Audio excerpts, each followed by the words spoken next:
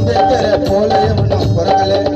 அவர் செய்ததெல்லாம் நாங்க இன்னும் மறக்கல அம்பேத்கரை போல எவனும் பிறக்கல அவர் செய்ததெல்லாம் நாங்க இன்னும் மறக்கல தாழ்ந்தவனோ எல்லாருமே ஒண்ணு உயர்ந்தவனோ தாழ்ந்தவனோ இந்த உலகினிலே யாரும் இல்ல எல்லாருமே ஒன்னு சொன்னவர் அவர் உலகமாக பார்ப்போற்றும் நல்லவர் தெய்வங்க எத்தனை தெய்வங்க உண்மையான தெய்வங்க அம்பேத்கருங்க